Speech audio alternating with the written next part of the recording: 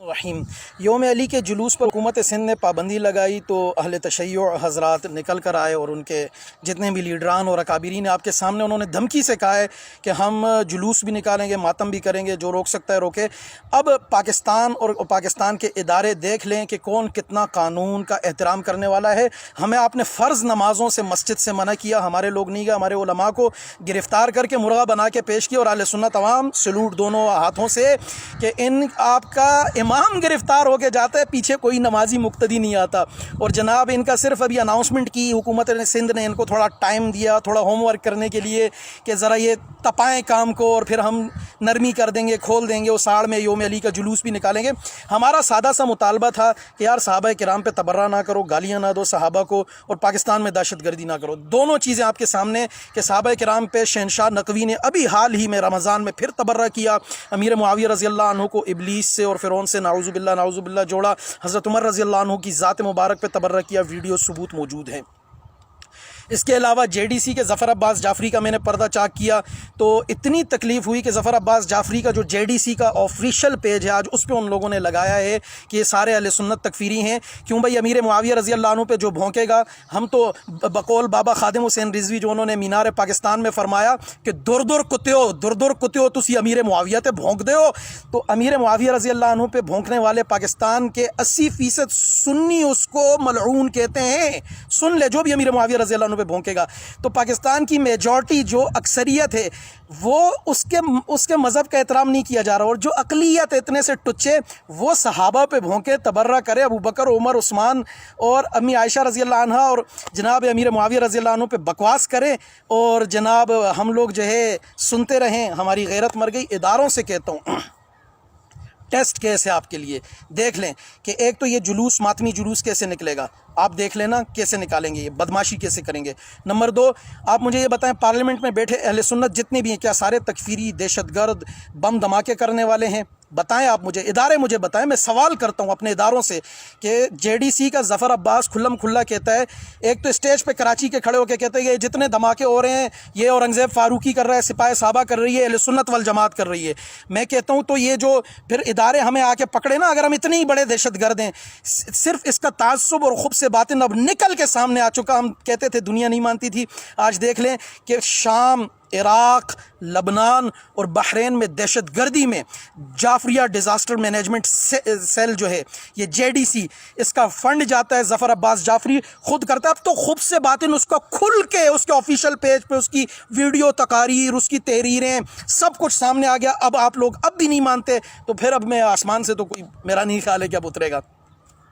Number 2 بات، 2 دن قبل ایران میں 2 سرمچاری قتل ہوئے۔ سرمچاری وہ جو اینٹی پاکستان ایلیمنٹس ہیں، وہ مولانا احتشام الحق آسی آبادی صاحب کو پاسداران انقلاب نے بندے بھیج کے مروایا تھا، اس کے بدلے میں اب کس نے مارے یہ نہیں پتہ، لیکن 2 سرمچاری زائد بلوچ اور دوسرے جو ہے زائد بلوچ، ولد اللہ بخش بلوچ، اور دوسرے ایک ہے اس کا نام میرے ذہن سے نکل گیا ہے، یہ 2 بندے قتل ہوئے ہیں۔ اور ان کے قتل پہ جو جلوس منعقد ہوا ہے قم کے اندر، اس میں یہ کہا گیا ہے میرے سر پہ، آفتاب نذیر کے سر پہ 400 ملین تمن جو ہے انعام رکھا ہے، اور پاسداران انقلاب نے باقاعدہ، میں کہتا ہوں لختی لعنت تمہاری انٹیلیجنس کے، تمہارے اندر کی باتیں مجھ تک پہنچ رہی ہیں، تمہارے ارقام بھی، تمہارے نمبر بھی، تمہاری، اور جو پاکستان سے عبداللطیف بلوچ نامی آدمی جو لیاری سے، جس نے باب المندوب تک ڈیلیوری ان کو دی ہے پانی کے ذریعے، جو ان کا ویپن پہنچایا اس نے یمن، اور عبدالشکور بلوچ اور ملک ریاض جو ان کے ہاں آتا جاتا ہے، ملک ریاض بیریا والا نہیں، یہ لیاری کا ایک ہے، اس نے بروکریج کا پیسہ لیا ہے، اور پاکستانی اداروں میں اور پاکستانی افواج کے قتل میں بھی یہ ملوث ہیں۔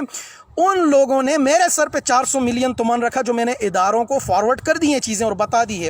اور چابہار میں ان لوگوں نے جو ٹریننگ سینٹر بنایا جو اینٹی پاکستان ہے، وہ پاکستان کے خلاف کارروائیوں میں استعمال ہوتا ہے، جہاں انڈیا بیٹھا ہوا ہے، اور ہندوستانی افواج یہ وہی ہے یہ وہی جگہ ہے جہاں سے کلبھوشن یادو آیا کرتا تھا اور پورا نیٹ ورک چلاتا تھا، جس کا نیٹ ورک ISI نے توڑا تھا۔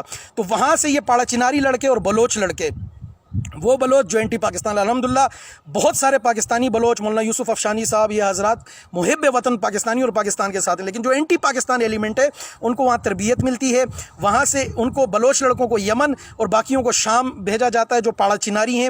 اور پاڑا چنار میں جو میرے نام کے پوسٹر لگے ہیں کل دوشہرہ میں، وہ آپ حضرات کے سامنے، میں صرف یہ کہتا ہوں، میں کوئی فسادات کی آگ نہیں بھڑکا رہا، صرف اہل سنت سے کہہ رہا ہوں بیدار ہو جائیں، دیکھ لیں کہ صرف وجہ کیا ہے۔ انہوں نے کہا قاسم سلیمانی کی موت پہ آفتاب نذیر نے ہمیں ننگا کیا ہو. بھائی آفتاب نذیر نے ننگا نہیں کیا. آفتاب نذیر نے پہلے دن ایک بات کہی کہ امریکہ ایران گٹھ چوڑ ایک ہی ہے, پوری دنیا میں یہودی جتنا اسرائیل کے بعد دوسرے نمبر پہ ایران میں اور کہیں نہیں ہے, تو ان کی کوئی جنگ نہیں ہوگی, اور نہیں ہوئی نہ امریکہ کی. اور قاسم سلیمانی کی موت پہ ان لوگوں نے کہا تھا کہ ہم اس کو یہ کریں گے وہ کریں. ادارے دیکھ لیں, پہلے بھی ایران کی انوالومنٹ پاکستان میں کتنی رہی ہے دہشت گردی کے اعتبار سے, اب کتنی ہے دوبارہ کریں گے. بلکہ مجھے خدشہ یہ خدا نہ خواستہ میرے منہ میں خاک, ایک تو یہ بدماشی سے کریں گے یوم علی کا جلوس, یہ تو بدماشی سے کریں گے, یہ آپ دیکھ لیجئے گا.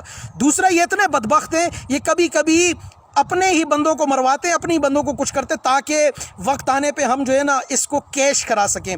تو پاکستان کی سیکیورٹی ایجنسیز ادارے یہ دیکھ لیں, اگر انہوں نے اپنے جلوس میں خود ہی کچھ کیا تو اس کے ذمہ دار یہی ہوں گے, ہم لوگ نہیں ہوں گے. ہم الحمدللہ اپنے گھروں میں سکون سے بیٹھے ہیں اور روزانہ یہ ہمیں دھمکیاں دیتے. ایک نے آج کہا کہ میں اس کا سر لے کے پاڑا چنار جاؤں گا اور 50 لاکھ روپے انعام.